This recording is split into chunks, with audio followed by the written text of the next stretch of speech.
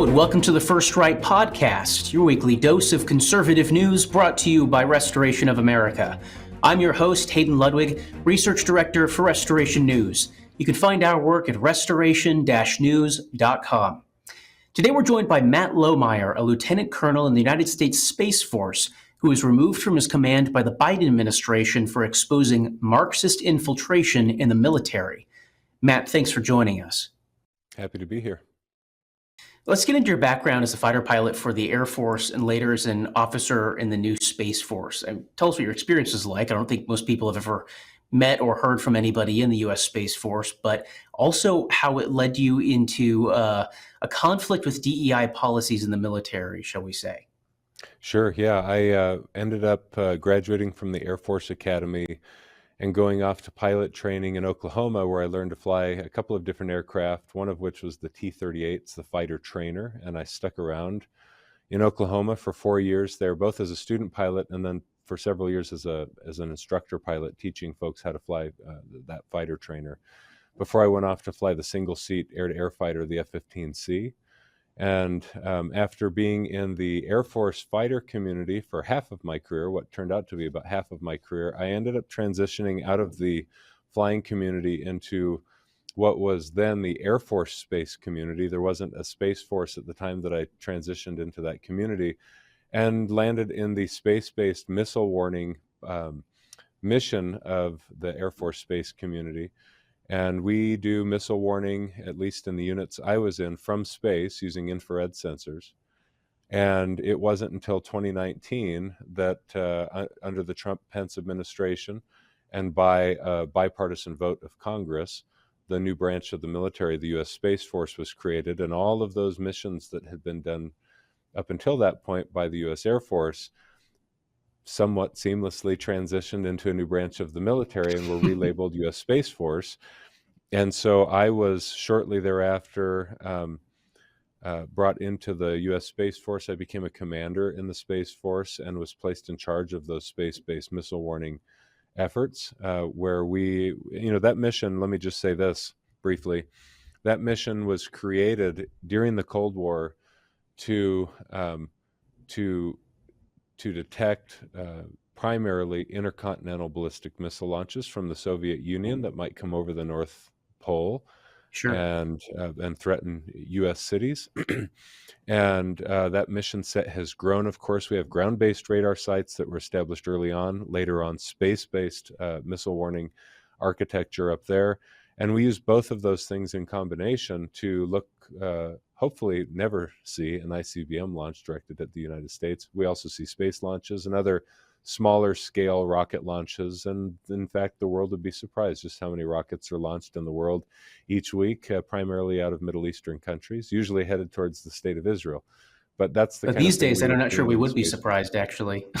Yeah, that's right. Not anymore. Yeah, That's so fascinating. that's my experience in the Air Force and Space Force. And it was, as you pointed out, while I was in command of the Space Force, that I ended up seeing a rapid change in military culture because of policies of the current administration that focused on race identity politics. We've heard terms like critical race theory, diversity, equity, and inclusion initiatives, trainings, agenda. And because the administration, this is an observation, by the way, it's not even partisan to even make these observations, just reality. The Biden administration established policy pushing those agendas and selected a Secretary of Defense in Lloyd Austin that would very much believe in the problem of systemic racism, the alleged problem of rampant white supremacy, and the uniformed services became a place plagued with discussion of these things, to the disincentivizing of our troops, either from joining an all-volunteer force or from staying in and serving in an all-volunteer force. And so we've seen plummeting recruiting and retention. And I wrote a book about that got me in trouble because it was alleged that my book was politically partisan, although it is not. It's an expose of Marxist ideology and so forth. And I want to get into that book. So, you've written that in 2020, that really proved a major turning point in this movement away from military preparedness, which, is the thing we expect from our U.S. military and armed forces towards indoctrination. And this is something, for anybody who's familiar with the last century, this is something that the Soviet Union would have commissars whose job was to ensure political correctness, indoctrination, and proper Marxist ideology. It's obviously done a little bit different in the 21st century United States, but fundamentally, I think you'd agree it's basically the same thing. Talk about your book, because I realize that was the genesis of your conflict with the Biden administration, the Biden-Harris administration, which saw an end to your career in the Space Force. Yes, I will make a point before I talk about my book based on something that you've said. You mentioned political commissars, and I've used this example repeatedly, and the organization STARS that I work with as the executive vice president, STARS with two R's, stars.us. There's in fact a poster over my shoulder there, but the organization and I like to use this example from my alma mater, the U.S. Air Force Academy. There are currently at the U.S. Air Force Academy, for the first time in its existence, what are effectively political commissars who wear a special identifying badge in the form of a purple braided rope over their shoulder. I believe there's 2 in each cadet squadron, each of the 40 cadet Wow. squadrons. They are DEI officers, cadet officers, who have an entirely separate reporting chain of command that that they will tattle to if it seems any of their peers in their cadet squadrons or in the student population seem to not be towing the party line and seem to be disagreeing with the party line. And Wow. that kind of tattletale regime is very much typical of a place where you have Marxist subversive ideological tactics or any communist regime. It was typical in Mao's Cultural Revolution in the 1960s, getting people to shout slogans, to bend a knee and apologize for their privilege. A lot of things we've seen in this country in the past several years, that was quite typical. And unfortunately, even at our military service academies, we've seen the creation of positions, titles, cadet offices, and officers that are very much like what you read about in history. Now, I saw all of this. I didn't see that at the time, but I saw this kind of thing taking place at Buckley Space Force Base, used to be Buckley Air Force Base in Colorado, where I was in Hmm. command. And I didn't decide, well, this is making me angry, I'm going to write a book about it. Instead, I started to inform, no one in their sane mind wants to write a book because it's a lot of work, especially if they have a full-time job and they're not an author for a living. And I was happily True. serving in the military up until this point, and I gave feedback to my chain of command all the way up to the top, to a member of the Joint Chiefs, in fact, that we had race identity politics that was dividing our troops and that was being pushed by a relatively activist base commander, chaplain, and some few activist members of the base who had a platform now after George Floyd's death and during the BLM and Antifa writing to this was all, by the way, at the end of the last Trump presidency, in the summer and fall of 2020, where it really grew roots, where the roots sprouted and kind of strangled the workplace. And Trump tried to stop that with an executive order, which was somewhat effective, but it came back with a bang in the Biden administration. And in a nutshell, what happened is I filed a formal written inspector general's complaint with the Space Force that ended up being dismissed by senior leaders. And I thought, if a well-respected, relatively successful career officer who's in command in the Space Force cannot solve this problem using the official channels, my chain of command and an inspector general's complaint, no younger troop is ever going to be able to solve this problem by complaining to their superiors. And so I decided I would write the book. I published the book in May of 2021, and it was in effect an expose of what was going on in the military that had its roots in what I recognized as Marxism, that was demonizing our founders and our founding, something our troops swear an oath to support and defend, by the way, our Constitution. Yes. And I thought I'd write a book exposing what was going on and basically beg for the help of the American people and members of Congress. And people started talking about it. It was a kind of turning point.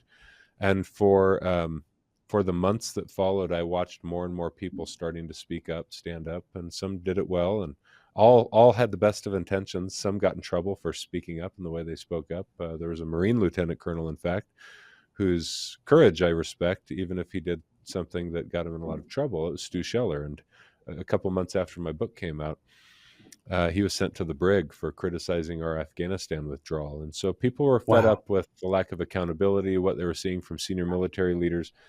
And that's what the purpose of my book was. It became a national bestseller. And to this day, I'm signing signed copies of my book. I'm signing copies of my book and shipping them out to people who request them, because the topic has relevance today after 3 years, and people are very concerned about this in the lead up to the next election. Well, right, and obviously, people are going to see a lot of parallels to the cancel culture that we've lived through for around a decade or so, at the very least here. And you mentioned something earlier. If a senior officer can't handle this, then who can? I think you might also point out, though, that if a senior officer would be the perfect scapegoat's not quite the right word, but person to make an example of, to demonstrate the power of the party in charge here. It's striking that what you're describing is something you would expect to find in a totalitarian regime. There's a reason we call them administrations, not regimes. You're administering a government that's not meant to be politicized. But obviously, this is something we would recognize in the Third Reich or Communist China, for instance, where you don't have a loyalty to the Constitution. You have a loyalty to the party, and the indoctrination is meant to reinforce that.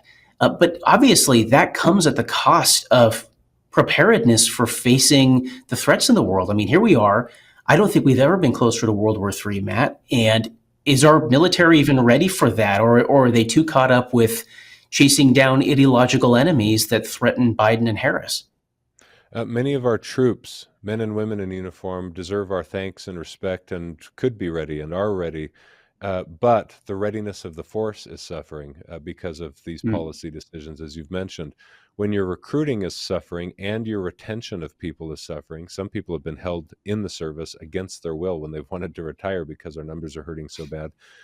You run out of maintainers, you run out of parts, you run out of then you don't have enough planes or ships that are functioning in a combat capable status to be lethal and to be ready on the world stage. And not to mention, and this is every bit in my book as important as the readiness of our people and our machines, is the image we create for ourselves on the world stage, the perception and misperceptions of both our allies and our enemies on the world stage, because perceived weakness, perceived misplaced priorities, perceived foolishness, arrogance, our inclusivity agenda, where you fire one lieutenant colonel who's a man, me, and replace that colonel effectively. I mean, I'm saying this tongue in cheek, with a man who dresses as a woman, Yes. in Colonel Bree Fram in the Space Force. The world watches that, and our weakness or perceived weakness emboldens our enemies. It frightens our allies, and we don't wield the same power on the world stage that we once did, that we always have, especially after World War II and certainly after the Cold War had ended.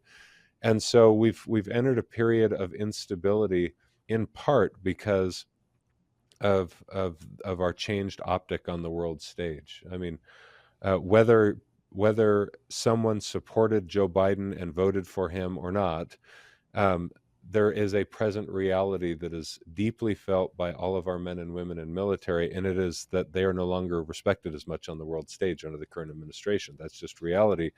And it's one of the reasons why men and women in uniform, again, they can't be partisan, but they would long for a Trump presidency or a strong presidency, because there's a chance that we avoid wars that we otherwise don't need to be in. We have the chance of regaining the respect of allies, and we have the chance of our enemies thinking twice before they act strongly on the world stage, whether it's China and Taiwan, whether it's Russia and Ukraine. In fact, Trump recently said on a Joe Rogan podcast that on day one of his next presidency, he'd end the Russia-Ukraine conflict. And Yes. Joe Rogan asked him how he'd do that. And I liked his answer. He said, "Why would I tell you? Why would I try and impress a few people? That's Then exactly my right. solutions would lack potency. And instead, he said, I assure you, I will bring them to the table, and this will Well, and end. that's real And I thought, diplomacy, right? that's That's strong. real That's strong. diplomacy. And a lot Yeah, of diplomacy, part of the reason you have a large and effective military force is not only to win the fights you start, but to avoid starting fights in the first place. They exactly. call it deterrence. And if your Deterrence. enemy looks at you and thinks these people are worms, they don't take themselves seriously, then there's no way they're going to be deterred by, by attacking Taiwan if you're China, for instance, Right. or attacking Israel if you're Iran.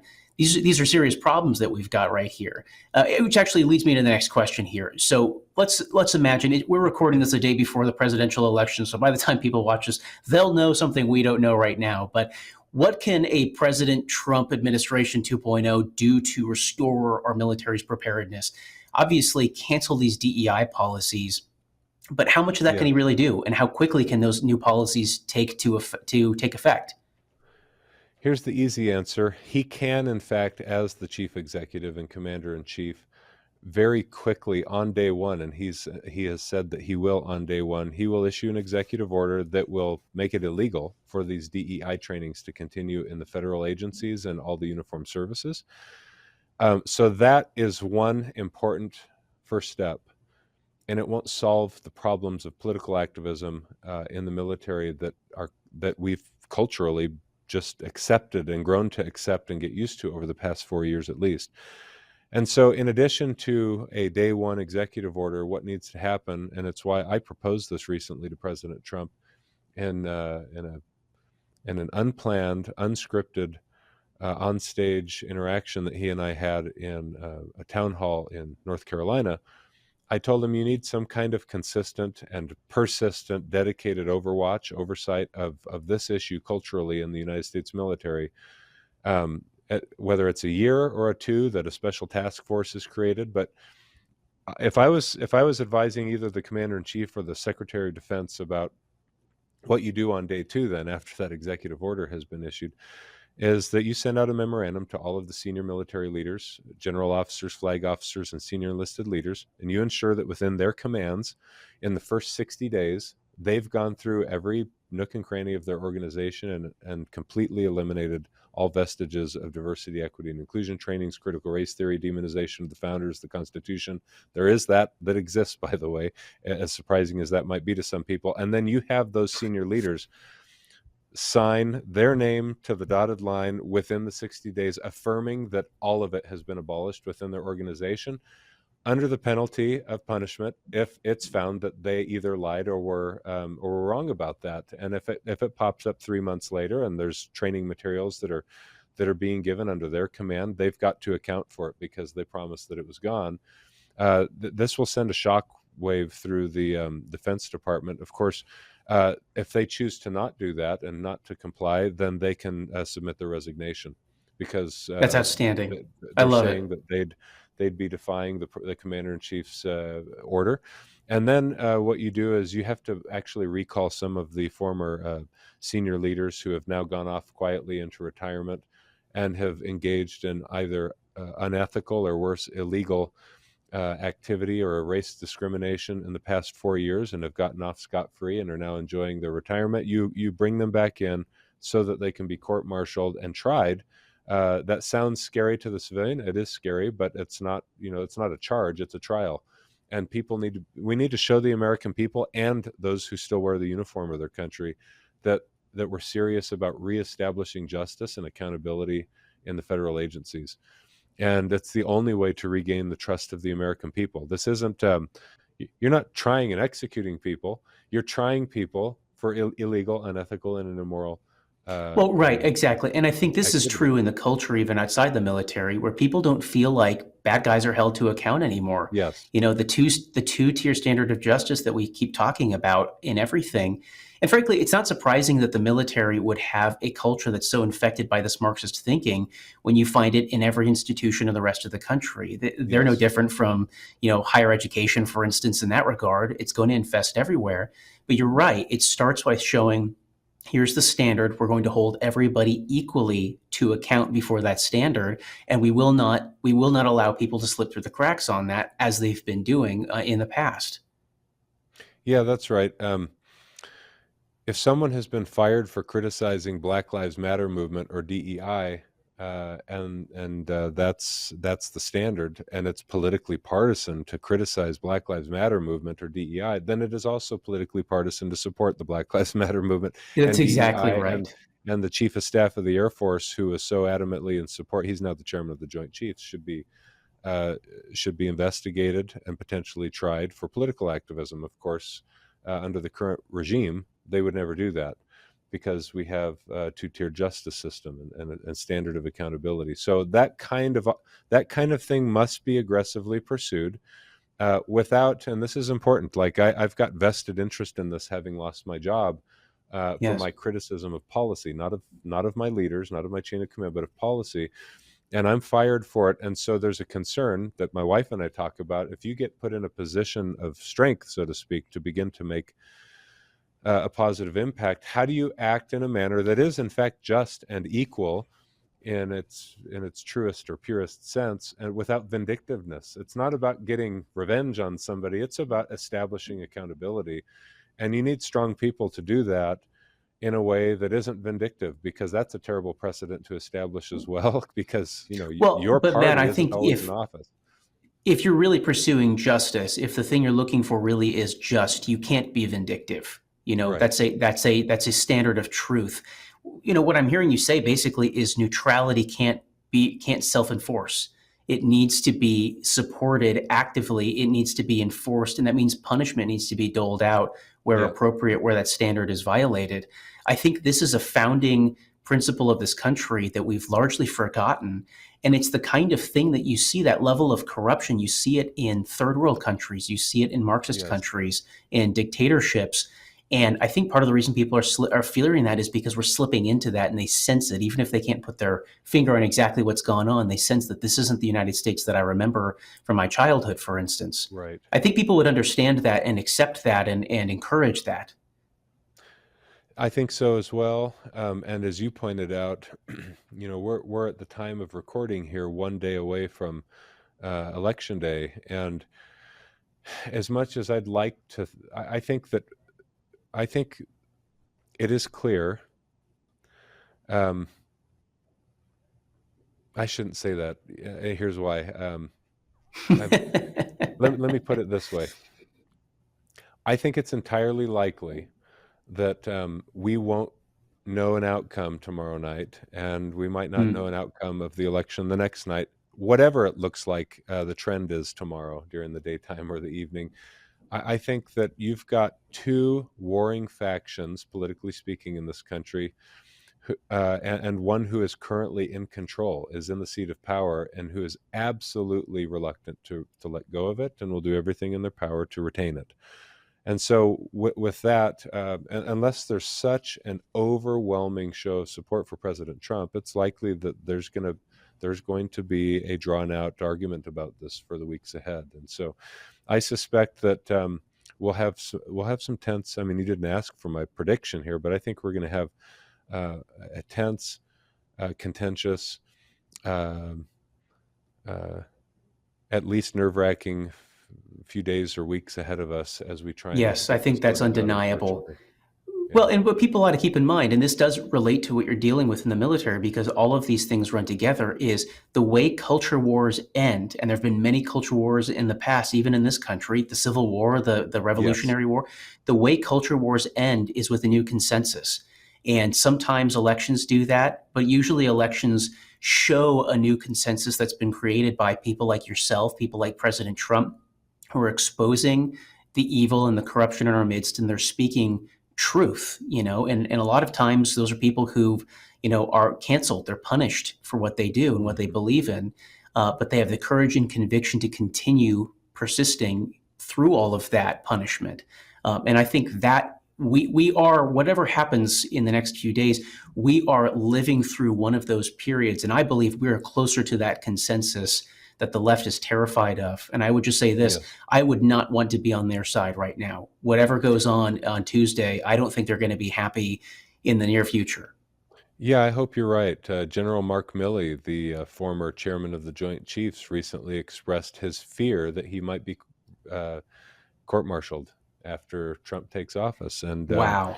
I think Yes. he should be afraid of that because he did things which were, in my view and the view of many others, illegal. And in fact, I was just reviewing Bob Woodward's, maybe it's not his most recent book, but several years ago, he published a book called Peril, and Trump was on the way out the door, and General Mark Milley was all too excited to share information with Bob Woodward and his co-author about private conversations that he had had with Nancy Pelosi on his private cell phone, trying to collude and conspire to keep the nuclear football and codes from the sitting president of the United States before he left office. That we're talking December of 2020 and January of 2021, before the Biden regime comes to power. Mark Milley is having these conversations, and Nancy Pelosi is trying to extract promises on the phone from the chairman of the Joint Chiefs, whose sole job is to advise the president of the United States, who at the time was Donald Trump. And she's trying to exact promises of him that he will ensure, and promise her and others, that he will let President Trump nowhere near the nuclear codes.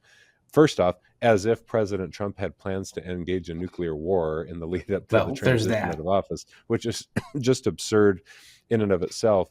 But the fact that the chairman of the Joint Chiefs is having those calls, and many other things that were said and revealed in that, and some transcripts that Bob Woodward published alone. If I were Mark Milley, I'd be afraid too. I'd be afraid I'd be tried Yes. for things I said in that phone conversation, things I said to my counterpart in China, promising that he'd give heads up if the United States were ever to attack China. Those kinds of things are deserving of trial. Yeah, there's a word for people like that. It starts with a T. Yeah, I know. Exactly right. And I'm reluctant to throw it around, but the reason I'm reluctant is because people are all too quick to throw it around for other things. But it's very serious, and it might warrant being tried for that. Yeah. And in a military context, there are very specific definitions of these things, especially in a state of warfare. That's absolutely right.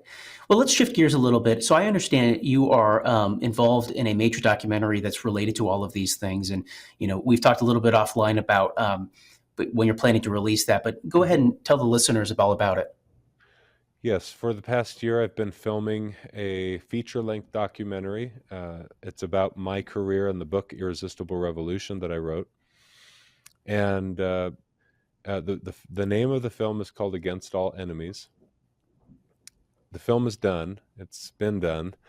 And we have not yet released it for various reasons, but we're in the process of negotiating a business deal that will see the release of that film quite soon, I hope. And a part of the delay has frankly just been some uncertainty about the election, and we were butting right up against the election, and it seemed very obvious to me and the film producers that President Trump and his election team don't need a little extra boost from our small documentary, which was one of our initial intentions, was to try and do everything we could to, one, tell the story, and as a secondary goal, let's try and persuade people that, like, you've got a lot on the line right now, so vote wisely.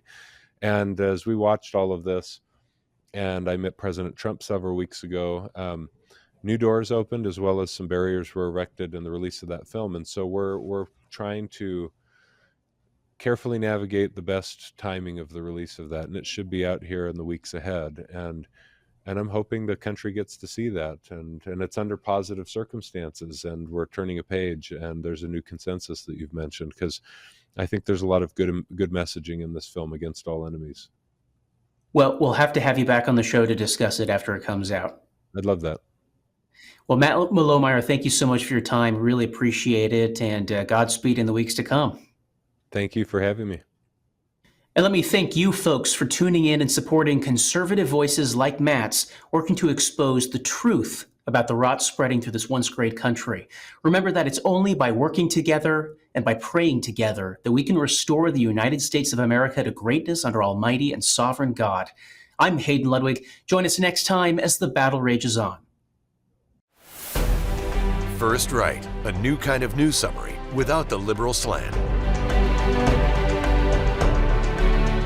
Every morning, in your inbox, always free.